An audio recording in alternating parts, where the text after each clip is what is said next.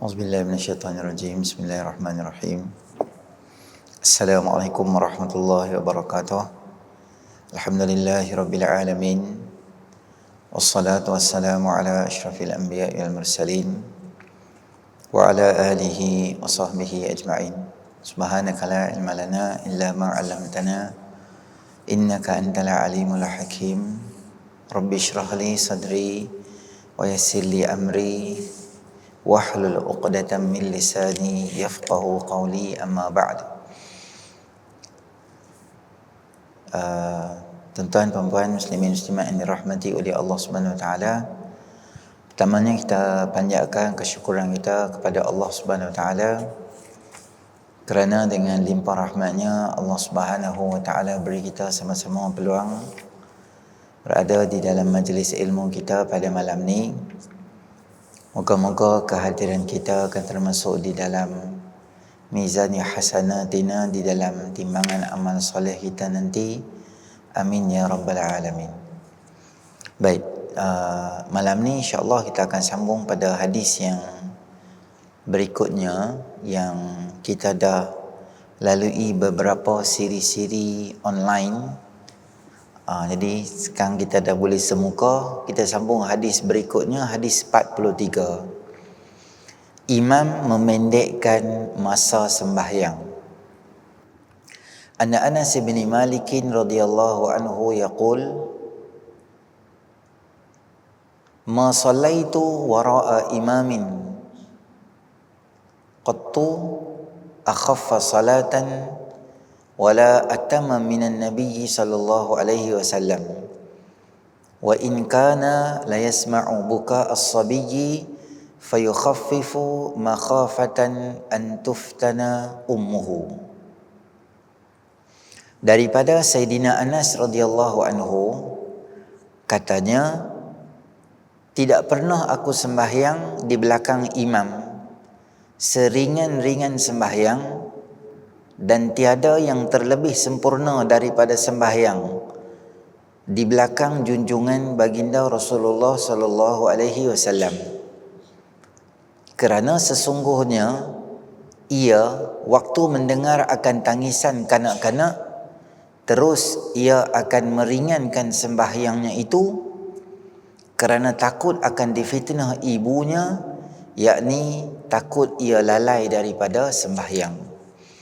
Kata Sayyidina Anas bin Malik radhiyallahu anhu, tak pernah aku ni semayang di belakang seorang imam yang imam tu bacaan dia pendek, ringkas dan sempurna selain daripada Nabi SAW. Maknanya Sayyidina Anas kata, aku semayang belakang Nabi ni aku rasa tenang, aku rasa selesa, aku rasa macam sempurna semayang aku, kerana imam tadi tu adalah imam yang sangat hebat ajaran dia supaya meringankan sembahyang.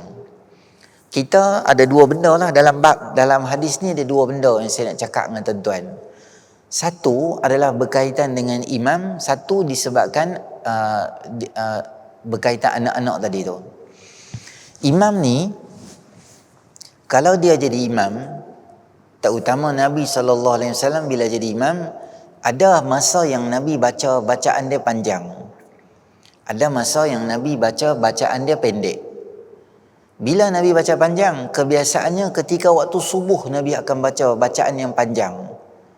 Maka kita, sunat kita ni baca bacaan yang agak panjang sikit di waktu subuh.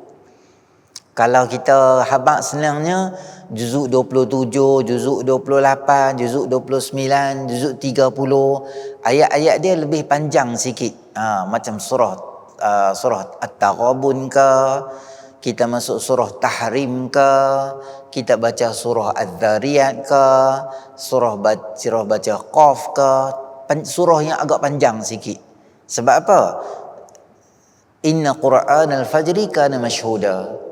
Kerana sembahyang di waktu pagi dan subuh itu dihadiri dan disaksi oleh malaikat-malaikat yang khusus. Maknanya pahala ganjaran yang besar Allah bagi pada bacaan.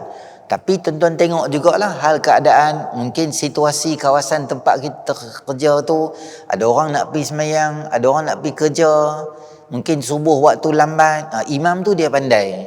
Dia tengok kalau subuh pun dah 6.15, 6.20, apa bacaan yang sesuai dibaca. Kalau subuh awal, contohnya 5.50 dah subuh, contohnya awal sikit dah, atau 6 macam sekarang ni tak lambat sangat, ada ruang yang banyak untuk imam tu dia baca panjang sikit, okey, boleh baca.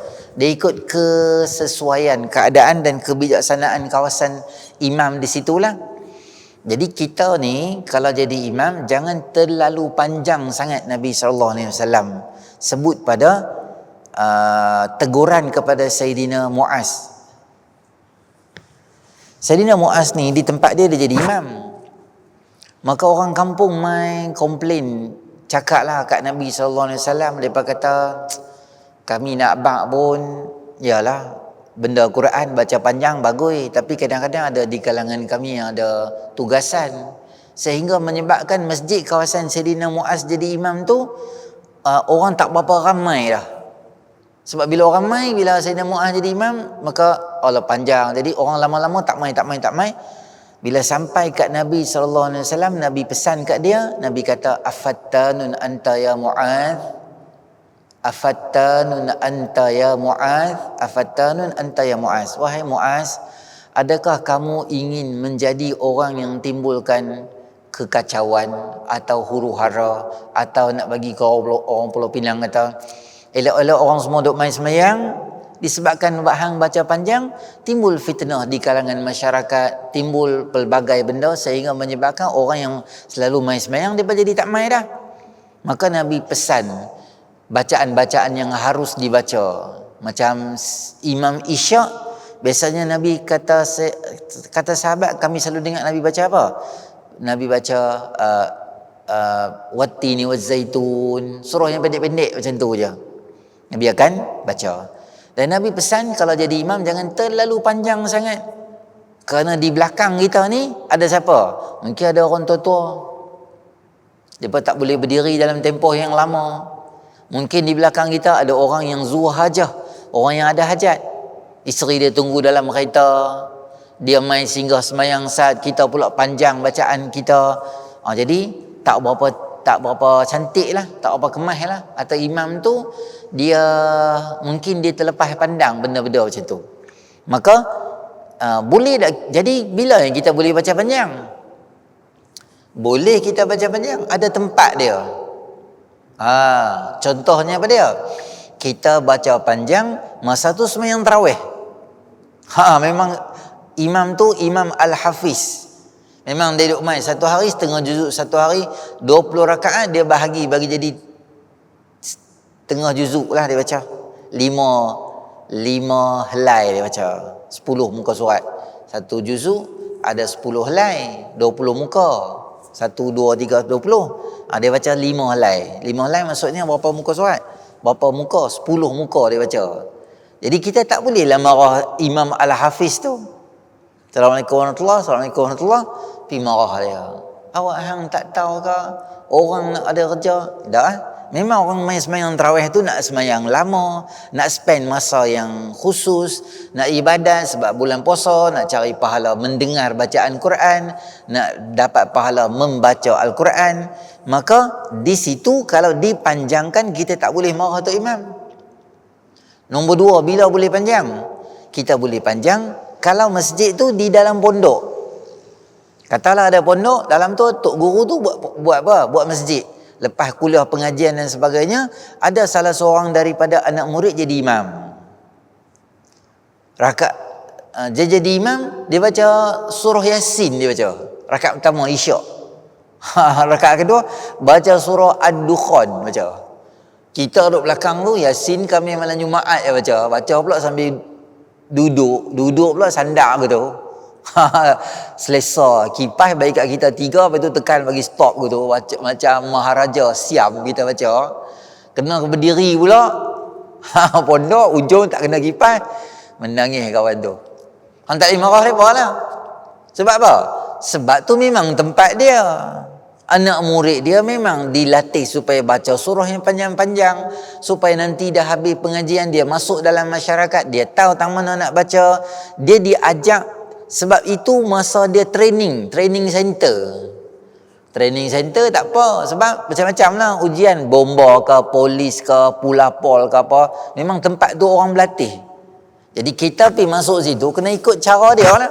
Boleh marah tak? Tak boleh marah. Sebab apa? Sebab memang tempat tu untuk baca panjang. Atau semayang hajat dan sebagainya, dia habaq kaifiat dia. Kita akan baca ayatul kursi 3 kali. Kita tak tahu, masa taklimat kita tak ada. Kita pun takbir, kita tahu apa tu imam panjang sangat, contoh.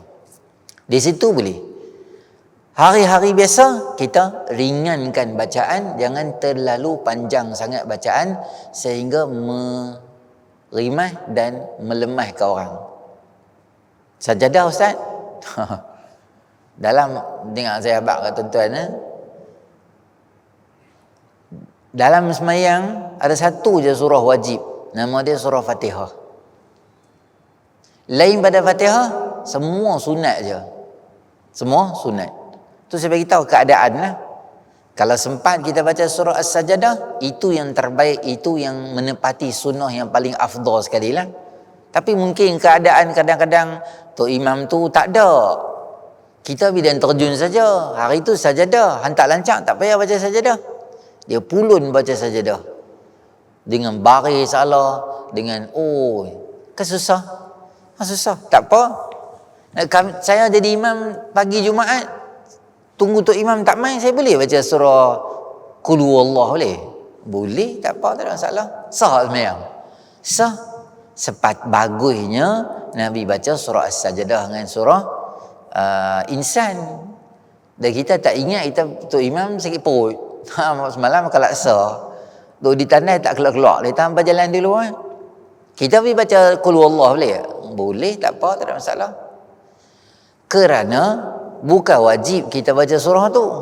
Afdalnya bagus pagi Jumaat biasa Nabi buat kita baca surah tu. Sebab ada setengah orang yang dia tak lancak bacaan dia. Mungkin dia depan tu ada surah, dia nak pulun juga baca, jadi panjang pendek, jadi tak betul waqaf ibtidak dia, tak betul berhenti sini berhenti sana. Payah, tak apa, tak ada masalah. Tak ingat rukuk dia. Jangan terlalu panjang. Dan dia jadi imam, dia tak boleh, dia nak pulun juga benda tu sehingga menyebabkan dia jadi meresahkan orang duk di belakang. Itu yang pertama. Yang kedua, dalam hadis ni Nabi SAW kata Sayyidina Anas, kebiasaannya bila Nabi jadi imam, kebiasaannya dalam hadis Bukhari menyebut dalam lafaz yang berbeza. Kata Sayyidina Abi Qatadah radhiyallahu anhu, Nabi sallallahu alaihi wasallam qala, inni la aqumu fi salati uridu an utawwila fiha fa asma'u buka as-sabiyyi fa atajawwazu fi salati karahiyata an asyqa ala ummihi. Kata Sayyidina Abu Qatadah radhiyallahu anhu, kata Nabi sallallahu alaihi wasallam, aku berdiri untuk solat dan hendak memanjangkan bacaan. Dan memang Nabi Nabi nak semayang, Nabi nak baca panjang hari itu.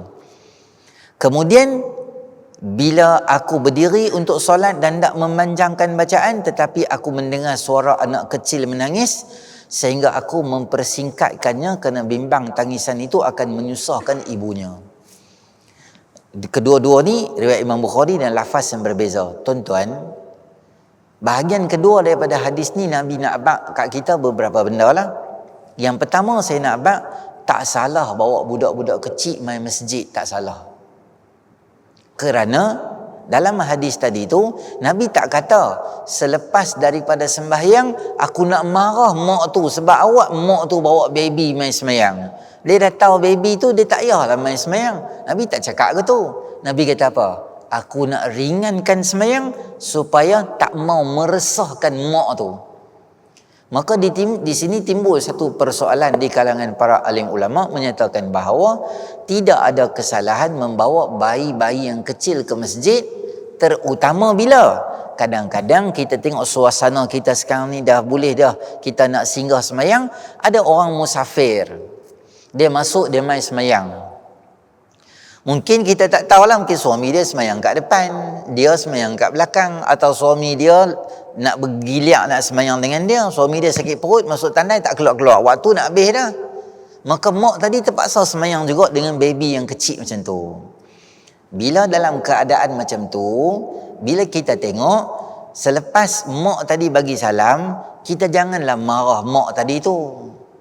Apa ni, hang ni tak tahu ke orang main masjid ni nak tenang, bawa baby hang duk bising main sini. Tuan-tuan muslimin rahmati oleh Allah, kalaulah dia tahu baby dia tu menangis, bukan dia sengaja. Masa dia takbir,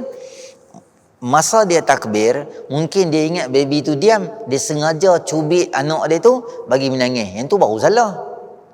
Biasalah budak-budak menangis.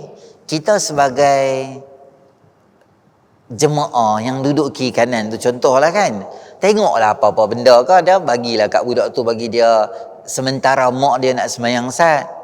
Janganlah kita marah. Banyak saya dapat rungutan daripada ibu-ibu muda, terutamanya geng-geng muslimat hak semayang ni, sejuru selepas mak tu semayang, mak tu kena maki dengan makcik ada belakang 8.2 kilo.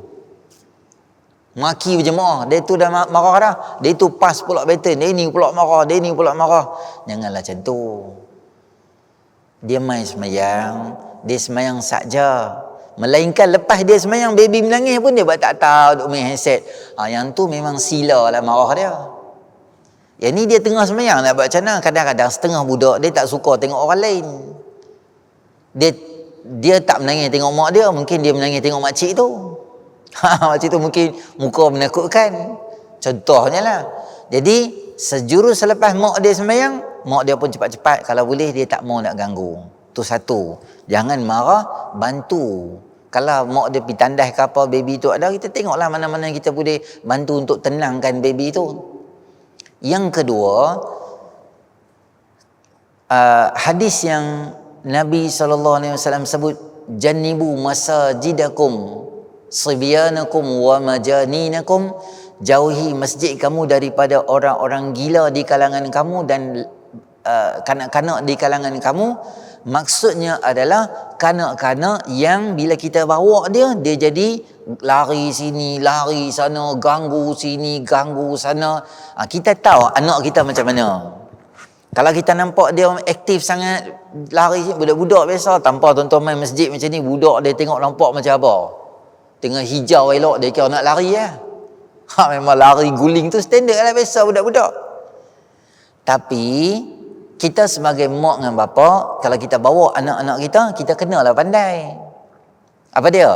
Bawalah mainan dia apa-apa, bawalah kertas kosong, bawalah tempat color. Budak-budak memang dia sat je, dia boring. Dia color merepek-merepek ke tu, Umi macam mana? Okey, dia dilempak color semua, dia lari pula pergi main kat luar. Kita nak dengar kuliah, bawa anak kita, anak umur 4 tahun, 3 tahun, 5 tahun, budak-budak umur tu memang lari. Kita nak dengar kuliah tak? Nak dengar. Jadi ada sesetengah mak bapak yang dia boleh buat bodoh ya, lantak amai pasal, lari sini, lari sana. Kita ceramah bergaduh dengan suara budak tu di belakang. Ada je orang-orang, tak ada siapa pun tengok dia, kita ingat mak dia tak ada ke, bapak dia pergi mana ke apa ke. Rupanya lepas semayang, elok je mak pak dia dua-dua orang duduk ada tepi tu. Dia boleh buat tak tahu dengan ceramah tu.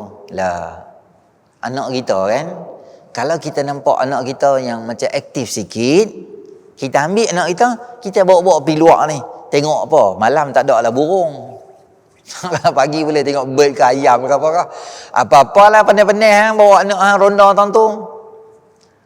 Disebabkan hang seorang nak dengar kuliah, paksa juga dengar, 20 orang, 30 orang, 50 orang, semua orang tak boleh dengar. Payah tak? Payah kan? Korbanlah sikit anak kita kan. InsyaAllah pahala main kuliah Allah bagi kat kita. Allah tahu bukan kita sengaja. Tak mau main duduk dalam majlis ilmu, Allah bagi semua pahala insya-Allah. Anak kita, dia tengok dia tenang sikit, kita masuk balik. Tengok dia aktif sikit, kita bawa keluar dia balik, main jalan-jalan kat luar macam tu, apa beli air mineral ke apa, saya masuk balik. Macam itulah. Kita ada anak kecil-kecil ni semua macam tu. Jangan biar anak kita lari sini. Anak lari tu biasa. Dan kita pun tuan-tuan, bila kita ada tengok anak-anak macam tu, jangan jerekah mereka, budak-budak kecil ni. Oi, apa ni? Tak tahu nak belajar kuliah semua kat dalam. Apa dah? Jangan macam tu. Budak-budak tu fobia. Tak apa main masjid, adik main sini, awak. Ni mereka ada ceramah kat dalam. Adik nak main boleh, adik main tang tu. Tapi jangan bising tau. Cakap baik-baik dengan dia. Budak-budak macam tu lah tuan-tuan. Tak pergi dia makan, dia main pula. Ampah ni semayang tak mau makan main. Janganlah marah. Budak-budak biasa macam tu lah. Hak besar pun sama. Tak puasa main batok buka puasa kok. Ada. Dia tak puasa tapi buat muka macam letih gitu, beratok, relax. Kita kata dia ni macam minum air tadi masa duduk berniaga tadi. Ada. Budak-budak biasa lah. Maka rai kanak-kanak anak-anak cik. Kita tuan-tuan saya nak abang, kita bukan boleh hidup lama pun. Depa lah bakal tok imam, tok siak, pengerusi, timbalan, SU, masjid depa punya. Kalau kecil-kecil kita duk kerja halau depa, maki depa, marah depa, maka dia besar-besar macam mana dia nak dekat dia dengan masjid? Memang sikap budak macam tu. Budak jarang kita tengok budak-budak semua beratok dekat masjid, bapak dia dengan mak dia lari sini, lari sana, bapak panjat tiang tu, mak dia bergayut lampu besar tu. Mana umi dia, mak dia tahu tu? Ustaz, Allah. Tu pelik lah. Biasa mak bapak duduk, anak-anak lari, biasa. Maka kita, apa kita buat? Pandai. Saya bagi tahu tuan-tuan lah, bawa mainan kat dia. Kalau boleh elaklah handset. Kalau boleh elak handset, bawa mainan-mainan fizikal ni. Papalah apa yang gabung-gabung tu apa, pandai-pandai lah bawa dalam satu bekas tu mainan, satu bekas color, satu bekas apa semua, kita tahu keadaan dan situasi anak kita macam mana. Jangan kita marah anak-anak. Saya pernah pergi tazkirah satu tempat, tazkirah Ramadan. Depa buat pejabat, tolak-tolak kursi meja semua di pejabat tu lah. Buka puasa di pejabat tu sembahyang tarawih, lepas tu tazkirah. Kursi dia baik kat saya, kursi sofa tu macam ni, saya duduk ceramah. Masa tu dia bawa family lah, 2-3 orang budak main. Biasa, budak-budak lah. Lepas buka puasa semua, seronok lari sini, lari sana. Daripada duduk main tempat perempuan, mereka main tempat lelaki. Tak apalah. Lepas tu mereka main kat depan, pusing kursi saya. Hang ambak aku ambak hang, aku ambak aku ambak hang. Mapak dia ada situ. Tak apalah. Dia pun main panjat atas kursi pula. Panjat kursi. Cabut kopi aku baling semua. Yang herannya, bapak dia ada situ. Bapak dia saya tak tahu tu bapak dia. Bapak dia gila. Bapak dia macam satu hiburan lah. Kopi aku terbang. La ilaha illallah. Lepas habis ceramah tu elok dia, bapak dia semayang, tepi dia semua duduk makan semua. Lah, ada bapak dia. Dah tengok anak sampai macam tu, ambil lah anak tu. Kan, pergi lah mana-mana ke apa, bagi dia tenang sikit. Tu kadang-kadang, mak bapak ni pun satu apa, iyalah kita kalau kata hang tengah sembahyang khusyuk tak apa juga. Duduk saja gitu je. Jadi, dia ada unsur-unsur, kalau boleh, kita jangan ada unsur-unsur mengganggu. Tapi Nabi tak marah budak tu sebab budak tu kecil. Kerana Nabi tak mau kalau budak tu duk still menangis. Yang pertama, mak dia semayang tak tenang. Mak dia rasa, mak anak aku kacau orang. Mak dia semayang cepat-cepat. Jadi serabut mak dia. Bayangkanlah tuan-tuan, kita semayang rakaat kedua, dengar budak menangis. Jadi tok imam tak boleh baca, jangan dia baca panjang dah rakaat kedua tu. Ringkaskan bacaan, semayang yang ringkas sikit supaya mak dia tadi tak disalahkan satgi. Dan orang lain yang semayang tu makin lama suara budak ni dia makin lama makin kuat. Alah dia merap, tidur tak betul. Atau dia mengantuk, atau dia nak susu. Ada setengah budak dia nak buai, baru boleh tidur. Ada setengah budak mak dia kena bawa dia. Macam-macam lah style tidur budak-budak ni. Mungkin dia ngantuk, dia nak susu ke apa ke. Pelbagai kemungkinan boleh ada. Maka jangan kita marah kepada mak tadi yang bawa budak-budak tu. Dan budak mana, mak mana pun dia tak mau sengaja bagi bising kacau orang kat masjid tu, dia tak buat lah. Ya, memang masjid dijadikan untuk kita berada dalam keadaan tenang, keadaan yang selesa bila semayang. Tapi kadang-kadang ada, macam kita ni pula masjid singgah. Masjid negeri ni tuan-tuan, selesa parking, selesa orang nak mandi ke, musafir nak berhenti sat ke apa dan sebagainya, maka pelbagai situasi akan ada. Maka Nabi SAW ajak pada kita supaya lebih berkasih sayang. Lebih berkasih sayang. Tak utama ada budak-budak mai ke apa-apa, kita jadilah macam abang dia, macam bapak dia, supaya anak-anak kita tu bila dia main masjid tu dia rasa selesa. Sebenarnya tuan-tuan, bila ada suara anak-anak kecil dekat masjid ni satu benda yang baik dan bagus lah. Baik dan bagus. Saya ingat beberapa tahun yang lepas, kita di masa tak Covid lagi tu, masjid negeri tu di Tadika tu depa pandai. Banyaklah masjid, antaranya masjid kita ni lah. Dia buat apa? Pusat jagaan anak-anak. Jadi mak pak sembahyang tarawih, anak-anak ialah 24 jam kita tak boleh jaga. Semua anak-anak masuk dalam tu. Dalam tu segala mak nikah ada. Omar, Hana, Ipin, Upin, segala mainan, segala macam-macam. Mak dia pergi sembahyang isyak, daftar tulis nama semua situ. Buh anak hang tu. Hang semayang lah tarawih semua, ada petugas akan jaga. Nampak macam anak kita cedera, luka, nak pergi tandas ke apa, dia telefon mak dia, pergi ambil anak itu. Saya pernah bawa anak, mai, tinggal dalam tu, mayang semua. Dalam kereta anak tanya, esok kita main semayang lagi sini boleh? Sebab dia seronok. Bukan nak semayang sangat, dia nak syok main tu. Tak apa, tu zaman dia, janji dia ada masjid. Ada setengah-setengah masjid, dia buat playground. Ada slide, ada yang tu, ada yang ni. Kebijaksanaan kita lah di masjid supaya kita buat sesuatu yang kita katakan dia mesra dengan anak-anak kita. Jadi kita main masjid pun kita seronok. Jangan sampai anak-anak kita kata jom kita pergi masjid. Masjid mana? Masjid sekian. Ui, tak maulah. Kami teringat tok siak tu garang macam rimau. Saat kita nak pergi masjid je, anak jadi takut. Kalau dari kecil kita takutkan dia, takut besar-besar tak main dalam masjid. Tak takut pun besar tak main. Tak takut pun besar tak main dah. Tambah takut tu, lagi tak main lah jawab dia. Jadi kita jangan jadi punca. Jadi kita mesra. Nabi dan Riyadhus Salihin, Nabi suka, kalau Nabi jalan kat budak-budak, Nabi suka bagi salam kat mereka. Nabi ni tak ditakuti oleh kanak-kanak lah. Senang sahabat. Budak-budak suka homun, tanya, Nabi suka cerita, Nabi suka layan. Budak-budak macam tu lah. Nabi pernah bawa cucu Nabi SAW,